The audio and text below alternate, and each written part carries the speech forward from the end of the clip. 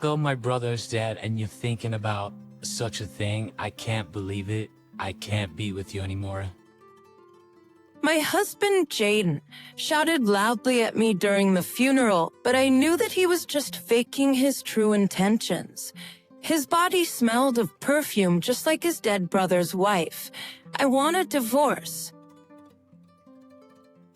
If he divorced me immediately. His body smelled of perfume, just like his dead brother's wife. Divorce me, immediately. Okay, let's get a divorce then. My husband was stunned for a moment when I accepted the divorce easily, but gradually he began to agree. He probably thinks he can be happy with his dead brother's wife now that he's divorced. That's not that easy, I whispered to myself so that no one could hear me. My name is Stella. I live with my husband, Jaden, and my mother-in-law. My parents have already passed away, and they have no siblings. My mother-in-law warmly welcomed me as if I were her daughter. I was so happy to have a family because I had been alone and depressed with no one to rely on. I love my mother-in-law and appreciate her very much. My husband had a younger brother, Bobby. Bobby is married to a young woman, and they live near my parents-in-law's house. When I joined the family, Bobby welcomed me with open arms and had the same kindness that my mother-in-law had. We live close to each other, so my brother-in-law's family and our family sometimes travel together. I was very happy with my new family. But those happy days were coming to an end. One day, my brother-in-law Bobby was rushed to the emergency room. I left work and was rushed to the hospital. It's in the hospital room. My mother-in-law was crying. I sat by her side and asked about his condition.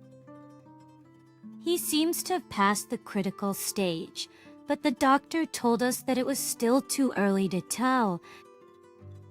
I held my mother-in-law's shoulder and encouraged her that everything would be okay. Still no sign of my husband or my brother-in-law's wife. I wanted them to come as soon as possible, because my mother-in-law must have needed them too. My husband was on an urgent business trip, but it seems he's on his way to the hospital now. But my mother-in-law is at a loss. The fact that she can't even get in touch with Bobby's wife, Karen, is worrying. I'm wondering if there's any way to contact her.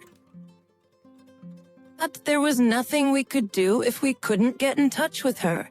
We just kept waiting and waiting. I wonder how much time passed. Suddenly, we heard footsteps approaching the hospital room. It was my husband and Bobby's wife, Karen. He explained the situation and brought her to the hospital with him. I was glad that they were able to meet up with each other. I was so relieved, but then I felt a strange sensation. My husband smells different. My husband smells different.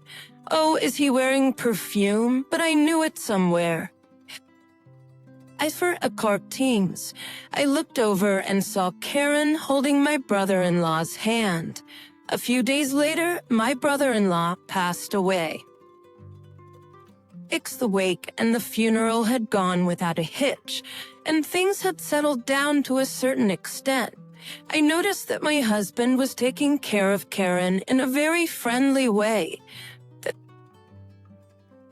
It is true that she must be in more pain than I am because her husband just passed away, and she probably needs a lot of emotional care. However, she seemed to be very close to my husband, and even seemed to be having a good time.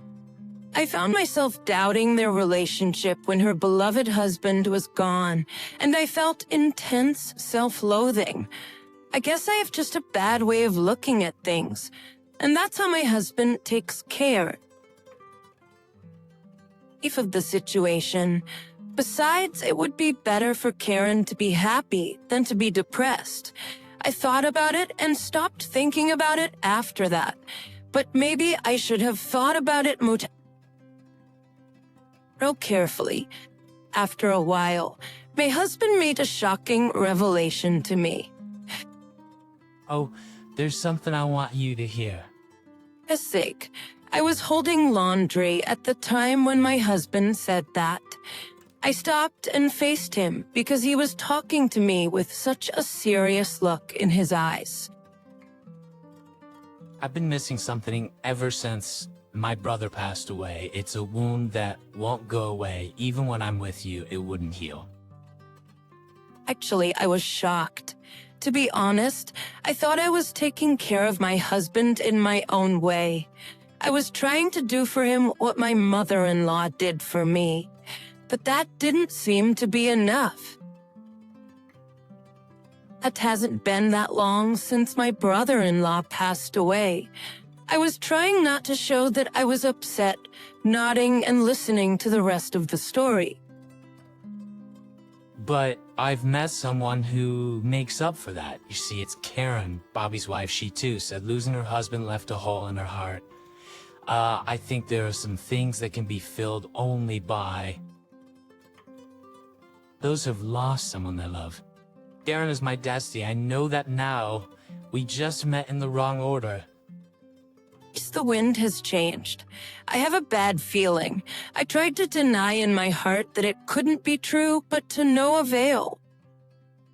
Love of my life was my brother's wife, Karen. Please divorce me. My head was spinning. What the hell is he talking about? At that moment, I remembered what had happened at the hospital.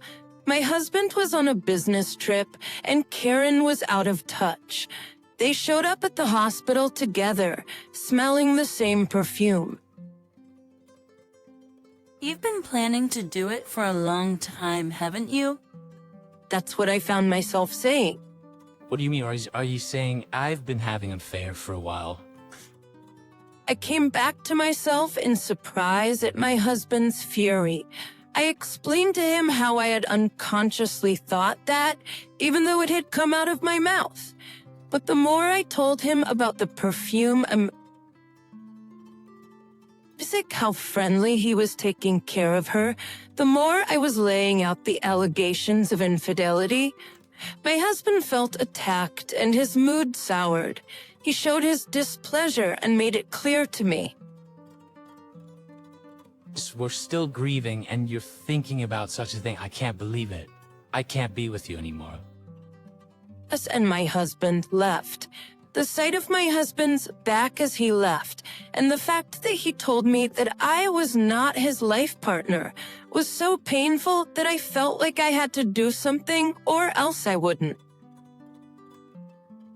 be able to handle it. I picked up my brother-in-law's belongings. Bobby was into taking photos and had kept a neat album of his photos. I opened it up to see a picture of us on a trip together. These happiness in the photo is no longer here, and that I may have destroyed even the possibility of filling it. All I can feel is sadness as I flip through the album and look at the various photos. Something slips through the cracks. It was an envelope. A few days later, my husband and I ended up divorcing. When my mother-in-law learned about my husband's story and his intention to divorce, she cried and apologized to me. I am so sorry for my stupid son. I know you will be happy, Stella. Even though we are separated from each other, you and I are still family. So if you ever need me, please call me immediately. My mother-in-law was always being good to me, and she has nothing to apologize for. Making such a kind person cry, I was sadder than anything to me, and she has nothing to apologize for. Making such a kind person cry, I was sadder than anything. I was sad to leave my mother-in-law. I moved out of my parents-in-law's house and started living alone. I lived alone before I got married. But I am irresistibly lonely. However, such loneliness only lasted for a while. 2 months later, I got a call from my mother-in-law. Apparently, my ex-husband and Karen moved out on their own. Because of this, my mother-in-law had too much space in her house. She's thinking of getting rid of it and starting a life on her own. But she moves out. She won't have any friends in the neighborhood to rely on. She asked me if it was okay for her to move to a place close to me. He's hearing my mother-in-law's voice as she spoke with a sad smile on her face. I suggested that we move in together. At first, she was reluctant to do so, but I convinced her that I couldn't leave her all Maui. In the end, we bought an apartment and moved in together. Since we started living together, we became more like real mother and daughter than ever before. These days went on for a while. I received a call from a number I didn't recognize, and it was her, Karen. I asked her what she wanted after all these years. How come the house is not there? And what's more, you've been adopted? I thought my heart would stop in surprise when she suddenly shouted in my ear. What's there is now another building in the place of my parents-in-law's house that my mother-in-law sold. Since she sold the land, it is not strange that there is a new building there. Also, the adoption was proposed by my mother-in-law when we decided to move in together. The exact opposite of when she suggested we move in together. I was initially reluctant to ask her to go that far. But my mother-in-law said she wanted to be a real family, and I didn't mind, so I agreed. However, the fact that Karen complained about it made me think that she was also after Bobby's inheritance, which was inherited by my mother.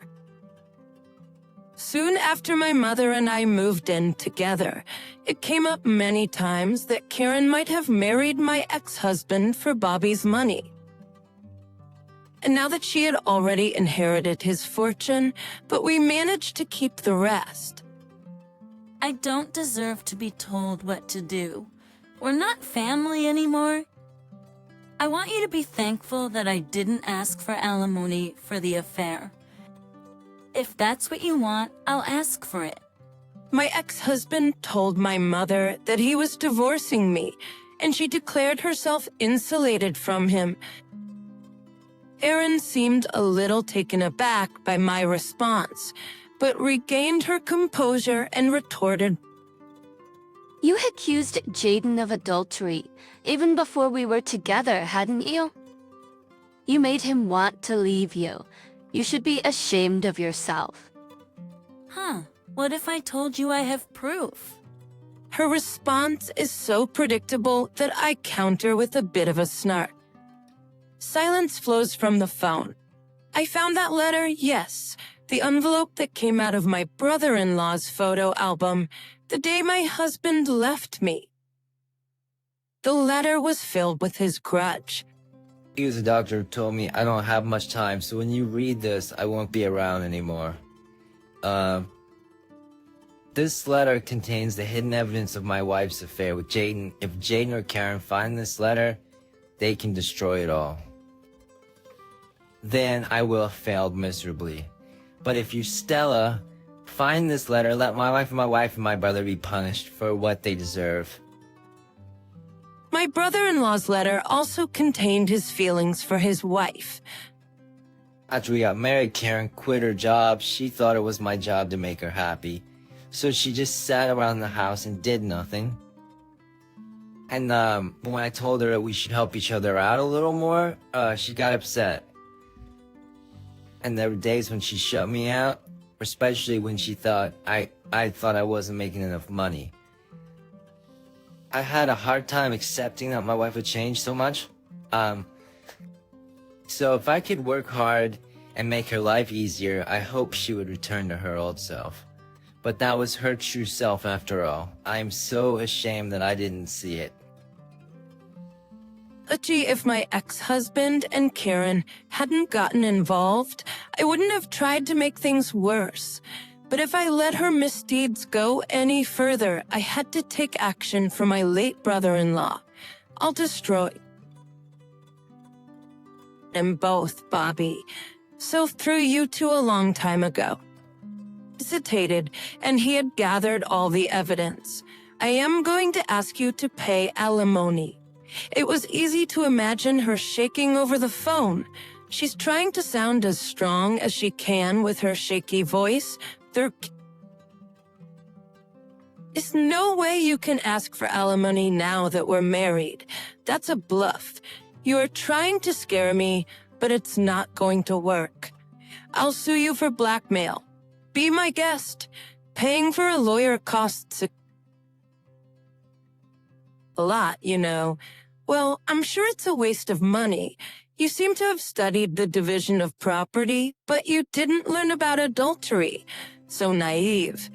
You thought Bobby didn't know anything about it? I didn't flinch at all. Then she hung up the phone violently. Bobby saw through you two a long time ago and had gathered all the evidence. I'm going to ask you to pay alimony. Later, I filed a claim for alimony with my ex-husband and his new wife through a lawyer. After a while, my ex-husband contacted my mother. Apparently, he wanted to leave Karen and live with my mother. Karen's original bad character combined with her anger at being charged with alimony. She seemed to be doing pretty much whatever she wants to do to my ex-husband. My ex-husband's voice is so tired. It's hard to believe they were newlyweds. Like my late brother-in-law, he failed to see her true nature. It's amazing what blood can do to you. I'm sitting next to my mother talking on the phone. Mom, I didn't know she was like that. I can't live with her anymore. I just want to be with you and my Stella again. What the hell? You're the one who said she wasn't the one and left? I won't allow a man to hurt my daughter. I won't let you live with us. If you're really sorry, you'll first pay the alimony. If you do anything to me or Stella, I'll call the police. No, Mom, please. I can hear the pathetic voice of my ex-husband on the phone. But he is, after all, my mother's own blood. She couldn't forgive him, so she gave him mercy. If you really can't pay the alimony, I'll pay it for you instead of a living will. In exchange, you must forgo all inheritance after my death and never to appear in front of us again. My ex-husband had no choice but to accept my mother's last act of mercy. We never heard from them again. My mother and I still spend time together. When we are happy, we rejoice together. And when we are sad, we comfort each other. And if we have a bad day, we've strengthened our bond enough to be able to clash with each other. Bobby, I've got your revenge. Oh, I still remember my brother-in-law. Although we are not related by blood, now I have a strong bond with my mother. We will live happily together as a family.